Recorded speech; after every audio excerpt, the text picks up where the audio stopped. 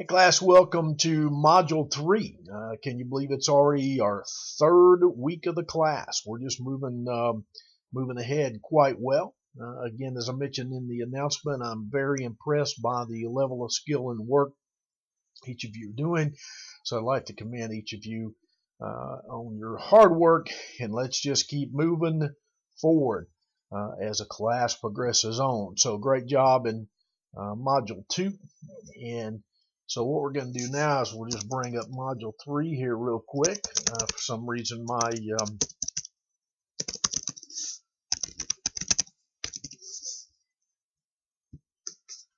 keep getting kicked out today, and I know sometimes y'all guys experience that, the frustration with Blackboard, so I apologize for that. Anytime that happens, I'd encourage you to go ahead and move forward and make a report with IT. It's always important to do that because they will try to help you out 24 hours a day, 7 days a week.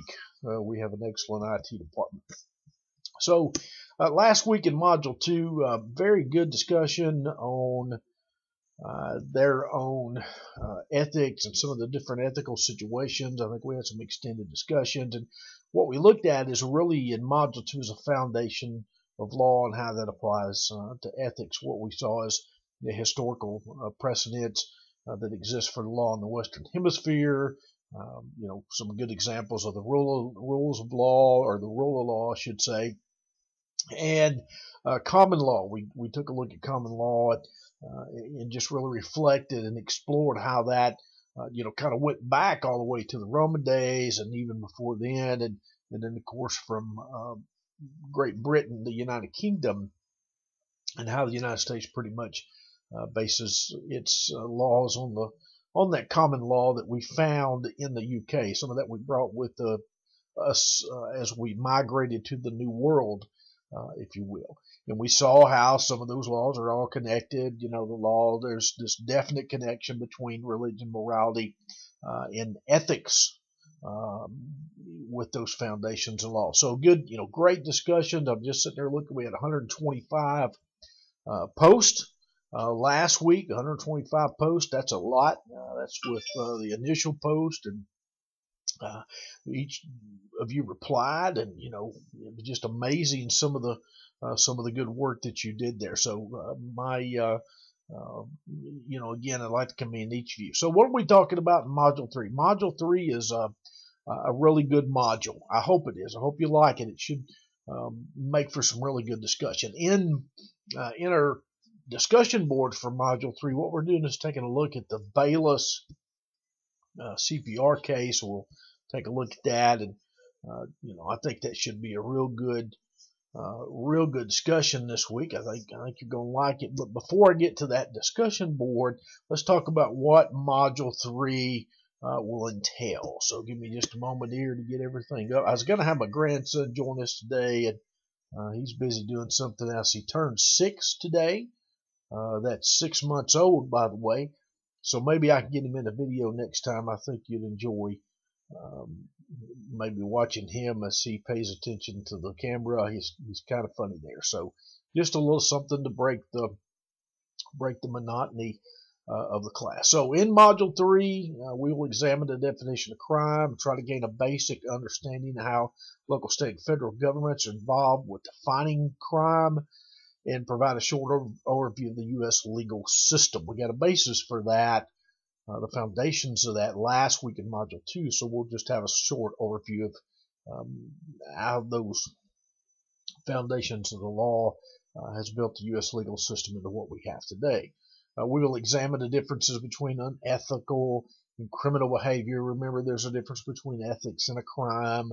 Then we will assess situations involving both unethical and criminal behavior and discuss how these situations should be addressed. We'll talk about what's ethical, what's unethical, what's criminal, what's not criminal. So objectives this week for Module 3, illustrate the role of the different levels of government in defining crime, differentiate between unethical behavior and crime. Again, there's a difference. Analyze a case from a ethical and legal viewpoint. Okay, so great textbook, 39 through 100 in the textbook, 103 through 123. If you're not reading that textbook, you're missing out. It is a fantastic textbook. So I encourage you to do that. Great articles this week. What's legal isn't always ethical. That's the first article. And then the second one is a nurse refuses to give CPR and a senior dies. So let's talk about that discussion real quick. Okay, this is the Bayless CPR case where you may have seen this in the news. And basically what happens is it's an assisted living center, not a nursing home, but an assisted living center where, residents pay to live there. It's an apartment or a condominium type complex, with multiple living spaces, and a nurse or a physician will come by occasionally and check on them, or they go to their nursing physician just like you and I do, and they just live there, and they've got assisted living. Certified nurse's aide, or someone else will come by and check on them, and maybe clean their apartment occasionally, something to that effect. But they really do not give aid like you would find in a nursing home or a hospital. So in this particular case, a nurse calls 911. Now, I don't know what level of nurse she was. I don't know that we ever got that. I don't know if she was a registered nurse, or if she was a CNA, or if she was a LPN. In some places like Texas and Arizona, I think we call those LVNs, but a practical nurse or a vocational nurse. But she discovers a resident at the assisted living center has stopped breathing. So she dials 911, which is a protocol of her employer. Okay. So the emergency medical dispatch says, okay, here's what we're going to do. We're going to start CPR instructions. I'm going to tell you exactly how to do CPR. Now, this nurse is probably already trained in CPR. She's probably already completed a healthcare provider course, and she knows how to do CPR. But what she says to the emergency medical dispatcher, who is trained to give her CPR instructions, is, I am prohibited from doing CPR. Can't touch them. I can't do that. I'm prohibited from doing that. So to the emergency medical dispatcher, they're trained to banter you, if you will, to get you to give CPR. Okay, that's what they're trained to do, is to do everything possible to convince you that you need to do CPR. And that does one of two things. One, you do CPR and hopefully help the person that's in need. And two, it also removes the liability off of the agency that you're speaking with on the phone, because they tried multiple times to get you to render aid, and you decided not to do that. So therefore, they're no longer liable because they did their job. They tried to get you to render aid, and you refused multiple times to do that. So what happened here again is, she says, I'm not going to give CPR. It's against company policy. I'm not going to do it. So she refused to do that. So police gets there, makes a national headlines, because everyone thinks that this was an illegal act. So what you get to decide is, was it illegal? Okay. Did the nurse do the right thing? Did she violate the law? Or did she do what she was supposed to do, and she followed the law, but violated ethical practices, best practices? Is it unethical? Was it ethical? You get to decide. So we've got a really good discussion this week as it relates directly to the basis of law, our U.S. legal system, and then what's ethical, what's legal, etc. So take a look at that. And remember, you got to respond to at least 2 peers. I'd like for you to respond some really good extended initial discussion, as well as the 2 replies to your own students there. So make sure that you that you do that. Okay.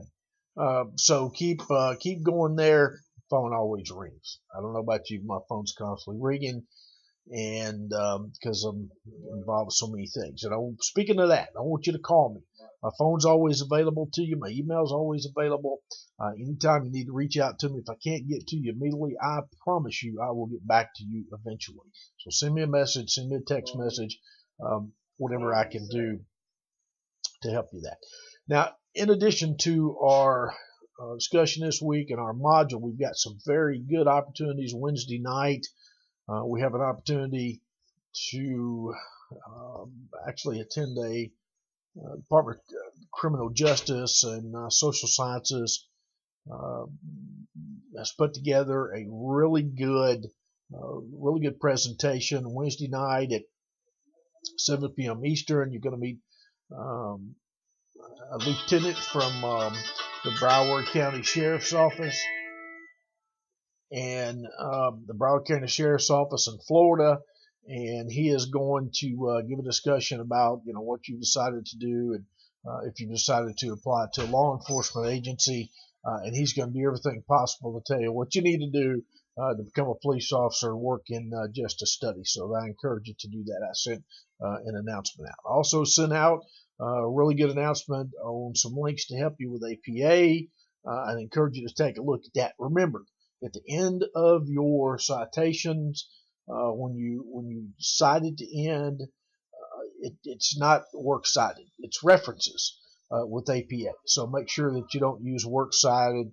Make sure that you use the word references, and please use those links. It's important to practice, and the reason I do that is because I want you to practice as we go throughout the course, so that when you get ready to do that final presentation or your final paper, it's all done by APA, and you've got some good writing experience. I've helped you work through that, and you kind of know what's going on. So I encourage you to do that. Not expecting perfection, but I do want to see you give your best shot and try. So also on the final, make sure you take a look at the final. If you've not done that yet, I encourage you to go ahead and get started.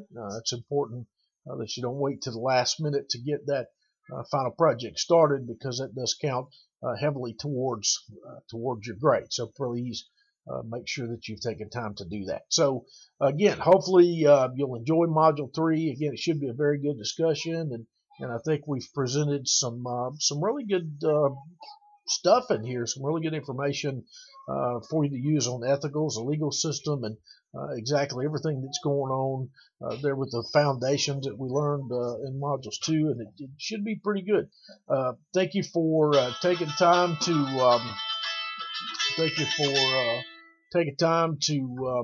spend some time there with me. And if you have any questions, please give me a shout.